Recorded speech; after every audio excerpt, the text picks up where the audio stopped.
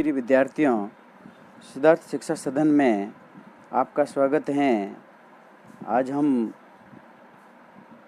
पढ़ेंगे कक्षा 9th विषय गणित, अध्याय 14 सांख्यिकी।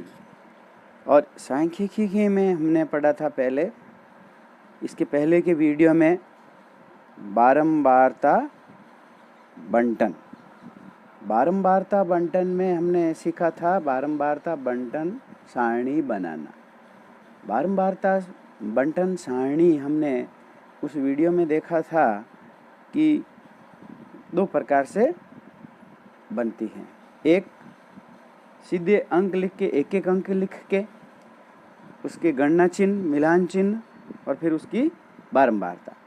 दूसरे प्रकार की बारंबारता जो सारणी बनती हैं वह वर्ग अंतराल पर बनती हैं। वर्ग अंतराल का अर्थ होता है कि अंतर निश्चित, 5 का अंतर हो सकता है, 10 का अंतर हो सकता है, 4 का अंतर, किसी का भी अंतर लेके हल किया जा सकता है।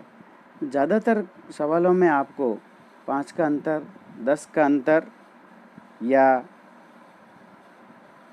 20 का ही अंतर रखना है। 50 का अंतर, 100 का अंतर भी रख सकते हैं। अब हम पढ़ेंगे आगे। आज हम पढ़ेंगे आंकड़ों का आलेखीय निरूपण, यानी जो आंकड़े जो दिए हुए होते हैं, हम जो बारंबारता बंटन सारणी बनाते हैं, उस बारंबारता बंटन सारणी बनाने से ग्राफ में किस प्रकार निरूपित किया जाता है या ग्राफ कितने प्रकार के होते हैं, इसके बारे में हम इस वीडियो में अध्ययन करेंगे, जो कि आप बहुत ही अच्छी तरह से इसको अगर समझेंगे तो अच्छी तरह से समझ में आ जाएगा। बहुत ही सरल है, 8वीं कक्षा में भी था ये और पुनः है। सारणियों से आंकड़ों का निरूपण करने के बारे में हम चर्चा कर चुके हैं। आइए अब हम आंकड़ों के अन्य निरूपण अर्थात आलेखीय निरूपण, ग्राफिकल यानी ग्राफ की ओर अपना ध्यान केंद्रित करेंगे। इस संबंध में एक कहावत यह रही है कि चित्र 1000 शब्द से भी उत्तम होता है। ये क्या कह रहा है कि चित्र देखकर को किसी भी प्रश्न को आसानी से हल किया जा सकता है। प्राय अलग अलग मदों की तुलनाओं को आलेखों यानी ग्राफ की सहायता से अच्छी तरह दर्शाया जाता है। तब वास्तविक आंकड़ों की तुलना में इस निरूपण को समझना अधिक सरल हो जाता है। इस अनुच्छेद में हम निम्नलिखित आलेखीय निरूपण का अध्ययन करेंगे। और इसमें हम आलेखीय निरूपण का जब अध्ययन करेंगे तो हम देखेंगे कि ये आलेख यानी ग्राफ है जो मूल रूप से 3 प्रकार के होते हैं, यानी 3 प्रकार के होते हैं। कौन से? पहला होता है दंडालेख, दूसरा होता है एक समान चौड़ाई और परिवर्ती चौड़ाइयों वाले आयत चित्र, और तीसरा होता है बारंबारता बहुभुज। यानी दंडालेख पहला, दूसरा आयत चित्र और तीसरा होता है बारंबारता बहुभुज। देखो मैं यहीं आपको थोड़ा सा समझा देता हूँ। दंड आलेख के अंदर आपको ये ध्यान रखना है कि ये जो दंड आलेख जो बनता है ग्राफ के अंदर, ये इसकी मूल बिंदु होता है, ये एक्स अक्ष होती है और ये वाई अक्ष होती है। और इसके अंदर जब दंड आलेख जब बनाते हैं तो एक एक बॉक्स खाली रखते हैं ऐसे, ये दंड आलेख कहलाता है, यानी ये दंड आलेख कहलाता है। दंड आलेख के अंदर एक पे ग्राफ बनता है और एक खाली रहता है, फिर एक पे ग्राफ बनता है और एक खाली रहता है, ये दंड आलेख कहलाता है। नीचे कोई भी संख्या वर्ष बता सकता है, यहाँ पे इस वर्ष में जनसंख्या बता सकता है, जैसे 1990 में,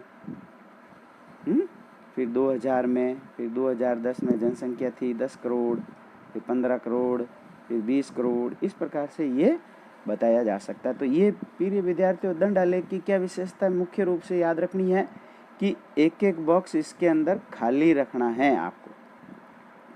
फिर दूसरे प्रकार का ग्राफ लेते हैं, वो है हमारे पास में एक समान चौड़ाई वाला आयत चित्र। अब देखिए आयत चित्र में समझा देता हूँ। फिर वही हमारे पास में ये जो मूल बिंदु होता है ये x अक्ष होती है और ये y अक्ष होती है, और इस x अक्ष और y अक्ष पर फिर वही, अब इसके अंदर जो आयत चित्र बनेगा उसके अंदर आपको एक चीज़ का ये ध्यान रखना है कि इसके अंदर कोई भी बॉक्स खाली नहीं रहेगा, यानी इस प्रकार बॉक्स चिपके हुए रहेंगे। और ये जो चिपके हुए जो बॉक्स बिल्कुल खाली नहीं रखना है आपको। तो इस प्रकार बना हुआ चित्र आयत चित्र को बताएगा।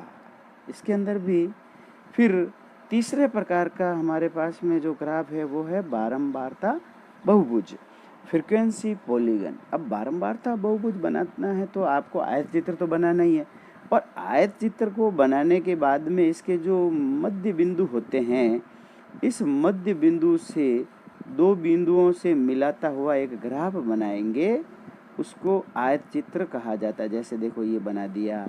अब इस प्रकार ये मतलब दो मध्य बिंदुओं से मिलता हुआ इस प्रकार ग्राफ बनेगा, ये आपके बारंबारता बहुभुज कहलाएगा। यानी इसकी रेखाएं आयत चित्रों के मध्य बिंदुओं से दो बिंदुओं से मिलाने से जो बारंबारता बहुभुज बनेगा वह बारंबारता बहुभुज होता है। देखो प्रिय विद्यार्थियों, मैंने शॉर्ट में सब समझा दिया, अब मैं विस्तृत इसका अध्ययन सबको समझाऊंगा। जैसे अब पहला बता रहा है इसके अंदर दंड आलेख। दंड आलेख कह रहा है कि पिछली कक्षाओं में आप दंड आलेख का अध्ययन कर चुके हैं और उन्हें बना भी चुके हैं। यहाँ हम कुछ अधिक और औपचारिक दृष्टिकोण से इन पर चर्चा करेंगे।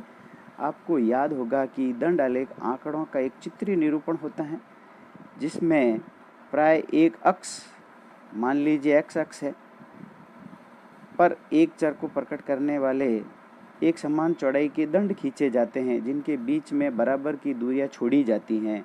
चर के मान दूसरे अक्ष, मान लीजिए y अक्ष पर दिखाए जाते हैं, और दंडों की ऊंचाई चरों के मानों पर निर्भर करती हैं। तो इसके अंदर मैंने जो शॉर्ट में बताया है वही बात इसके अंदर बता रहा है। अब देखिए प्रिय विद्यार्थियों, दंड आलेख बनाते हैं तो हम एक प्रश्न लेते हैं और एक प्रश्न के अनुसार देखते हैं कि 9वीं कक्षा के 40 विद्यार्थियों से उनके जन्म का महीना बताने के लिए कहा गया। इस प्रकार प्राप्त आंकड़ों को निम्नलिखित आलेख बनाया गया है। जैसे फरवरी में जनवरी बता रहा सबसे पहले, तो हमने देखो वही मैंने बताया था उसी के अनुसार ये ले लिया ग्राफ है कि वो x अक्ष हो गई और ये y अक्ष हो गई ऊपर। अब जनवरी महीने में आंकड़े बता रहे कि विद्यार्थियों की संख्या 3 है, यानी जनवरी महीने में 3 विद्यार्थियों का जन्म दिनांक आता है। फिर फरवरी महीने में 4 हो गई, फिर मार्च में 2 हो गई, अप्रैल में भी 2, मई में देखिए 5 हो गई।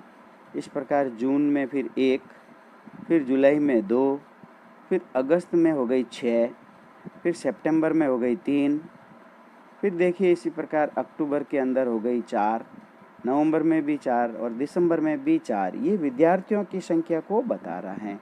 तो ये प्रिय विद्यार्थियों देखो दंड आलेख कहलाता है, क्योंकि देखो इसके अंदर एक दंड बना हुआ है, फिर इसके बाद में खाली जगह छुट्टी हुई, फिर दंड दूसरा बना हुआ है, फिर खाली जगह छुट्टी हुई।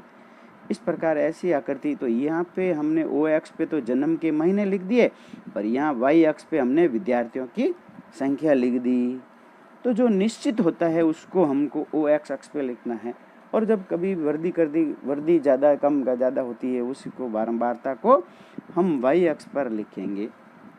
और इस प्रकार अब देखिए इसके अंदर अगर कोई प्रश्न पूछता है तो उस प्रश्न का उत्तर भी इस ग्राफ को दंड आलेख को देख के हम दे सकते हैं।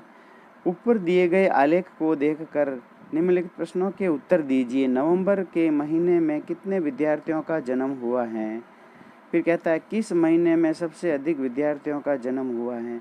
तो इससे ये प्रश्न है, जैसे ही आप इस ग्राफ को देखेंगे तो आपको पता चल जाएगा कि नवंबर में 4 विद्यार्थियों का जन्म हुआ है और सबसे अधिक अगस्त महीने में हुआ है। तो ये इस प्रश्नों का उत्तर प्राप्त हो जाएगा।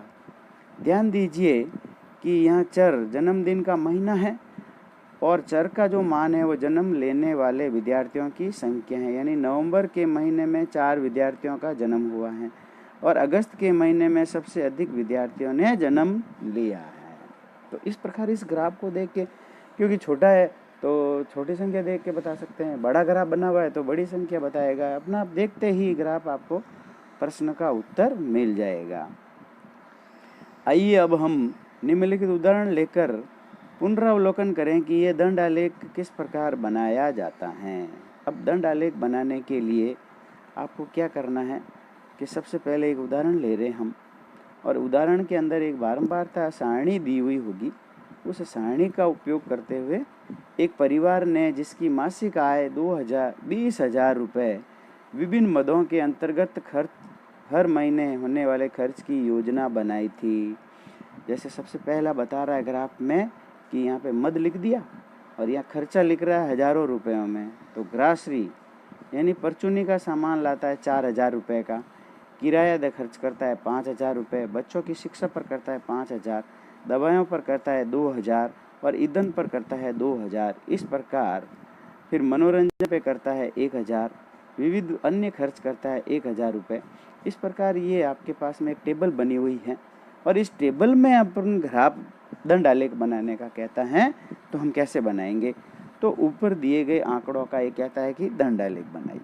अब इस दंड आलेख को बनाने के लिए मेरे विद्यार्थियों सबसे पहले आपको एक ग्राफ पेपर की आवश्यकता पड़ेगी, जो कि आप ग्राफ अगर आपके अंदर उपलब्ध है तो आप ग्राफ में भी बना सकते हैं, और ग्राफ अगर आपके पास में उपलब्ध नहीं है तो आप कॉपी के अंदर ही बना सकते हैं, लेकिन उसमें स्केल का प्रयोग करेंगे। आप स्केल का प्रयोग करने से ऐसा होगा कि ग्राफ सुंदर दिखेगा, अच्छा दिखेगा, और अच्छा दिखेगा तो मार्किंग जब होगी उसकी अच्छी मिलेगी।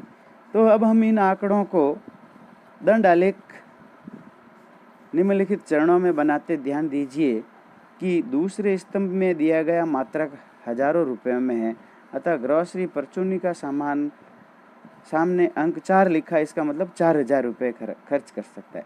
अब देखिए इसके अंदर आपको विशेष बात ये एक ध्यान रखनी है कि कोई भी पैमाना लेकर हम क्षैतिज अक्ष पर मद चरों को निरूपित करते हैं, क्योंकि यहाँ दंड की चौड़ाई का कोई महत्व नहीं होता है, परंतु स्पष्टता के लिए हम सभी दंड समान चौड़ाई वाले लेते हैं और उनके बीच समान दूरी बनाए रखते हैं। तो मान लीजिए एक मद को 1 सेंटीमीटर से निरूपित कर लेते हैं।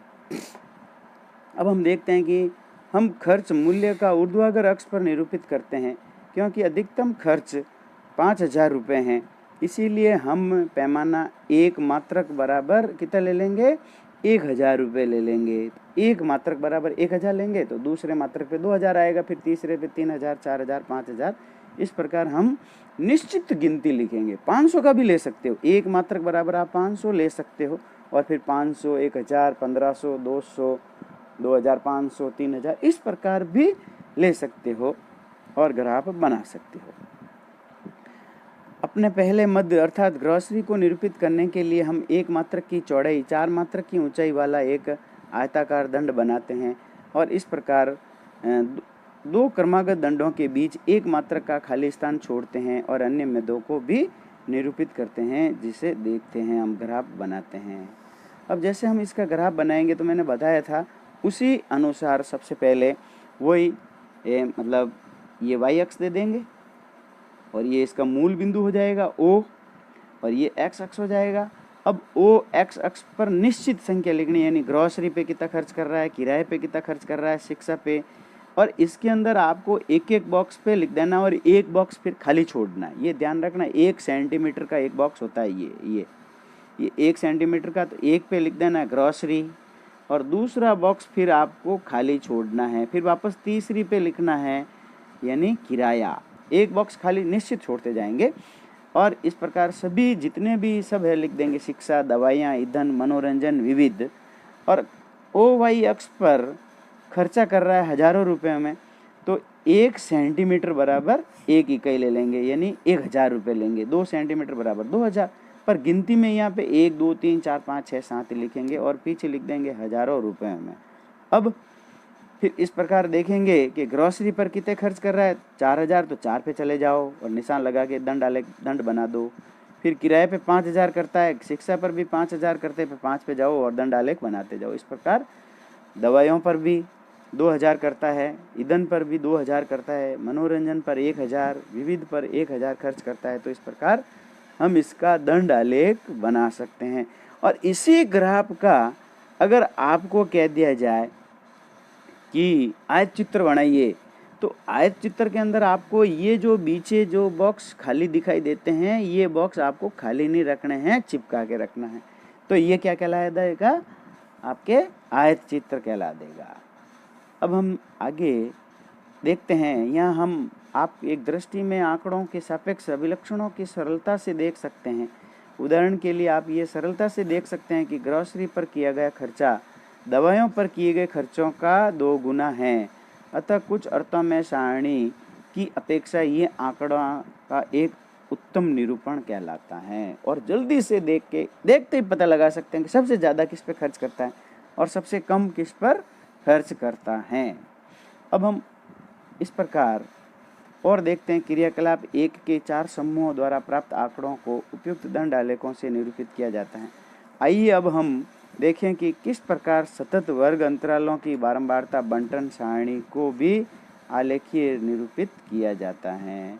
अब देखो, ये दंड आलेख भी बता दिया था और इसमें मैंने आपको आयत चित्र भी बता दिया था कि इस आयत चित्र को बनाने का अगर परीक्षा में कहता, इसी प्रश्नावली इसी टेबल का कहता कि आयत चित्र बनाओ, तो आपको क्या करना है? ये बॉक्स खाली नहीं रखने हैं। क्या नहीं रखने हैं? बॉक्स खाली नहीं रखने हैं। तो क्या कहला देगा? आयत चित्र कहला देगा। अब दूसरे प्रकार का एक सवाल देखते हैं जिसके अंदर आयत चित्र ही बता रहा है, लेकिन इसमें जो भार जो दिया हुआ है वो वर्ग अंतराल में दे दिया है। किस में दे दिया? वर्ग अंतराल में दे दिया है। तो हम ये देखेंगे कि एक सतत वर्ग अंतरालों के लिए प्रयुक्त दंड आलेख की भांति निरूपण किया एक रूप है। उदाहरण के लिए बारंबारता बंटन सारणी 14.6 देखते हैं, जिसमें कक्षा के 36 विद्यार्थियों के भार नीचे दिए गए हैं। ये सारणी हमने पीछे के वीडियो में टेबल बनाना सीखे थे, ऐसे भी कह सकता है। तो ये बनी हुई है। 30.5 से 35.5 में विद्यार्थी 9 हैं, फिर इससे अगले में 6 है, 15 है, 3 है, 1 है, 2 है और टोटल 36 है।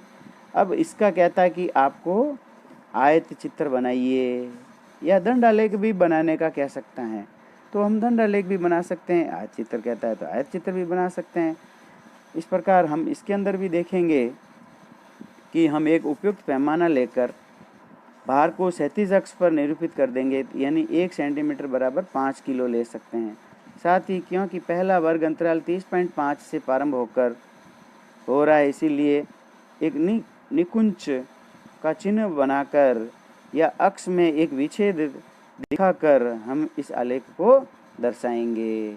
देखिए ये किस प्रकार का ये बात होती है। निकुंज लिख रहा है जो, तो मैं आपको ये ग्राफ में बता देता हूँ। देखो, ये ग्राफ में इस प्रकार आकृति को छोड़ देंगे थोड़ी सी पहले और इस प्रकार बनाएंगे। ये ऐसे बना देंगे, क्योंकि जब 0 से कभी भी अगर नहीं कहता है तो आपको ये ध्यान रखना है कि आप इस प्रकार छोड़ दें एक बॉक्स और फिर अगले बॉक्स से लेवें और लगातार अपनी अंतराल के अनुसार गिनती लिखते जाएं। 30.5 से 35.5 खाली नहीं छोड़ना है बिल्कुल इसके अंदर। क्यों?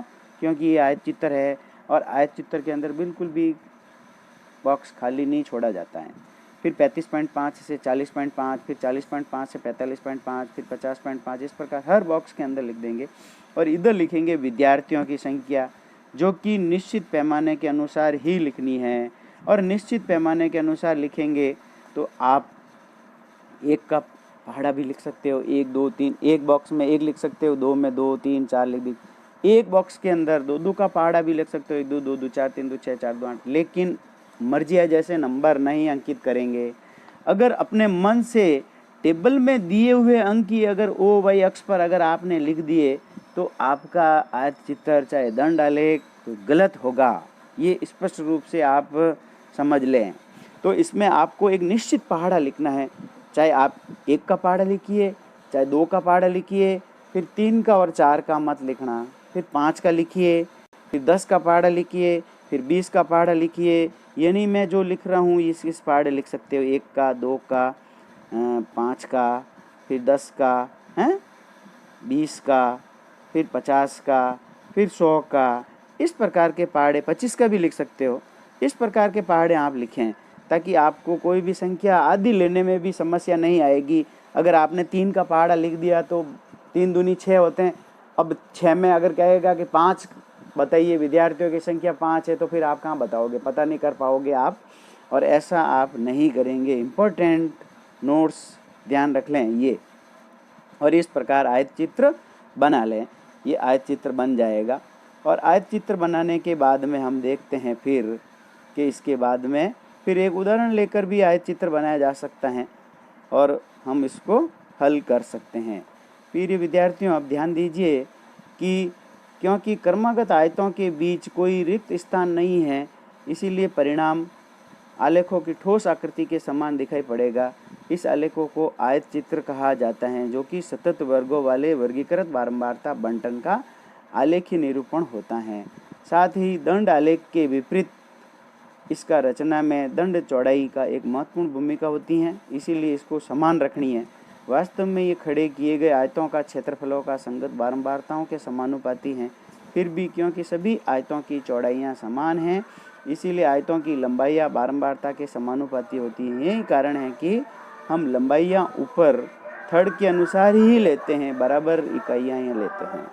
इस प्रकार हम देखते हैं कि ये हमारा दंड आलेख और आयत चित्र बन जाता है। प्रिय विद्यार्थियों, इसके नोट्स को आप अच्छी तरह से नोटबुक में उतार लें और फिर जो प्रश्न दिए जाएं उनको अच्छी तरह से हल करें और हल करके चैनल को ज़्यादा से ज़्यादा लाइक करें, शेयर करें तथा सब्सक्राइब करना नहीं भूलें, क्योंकि आप चैनल को सब्सक्राइब नहीं कर रहे हो। और ज़्यादा से ज़्यादा अपने दोस्तों को भी कहें कि वीडियो को ज़्यादा से देखें और हल करके सवालों का हल करके उत्तर भेजें, नहीं तो आपको नहीं भेजने पर रिमूव कर दिया जाएगा अगले सप्ताह से, निश्चित कह रहा हूँ मैं। Thank you. ठीक है, एक बना दें।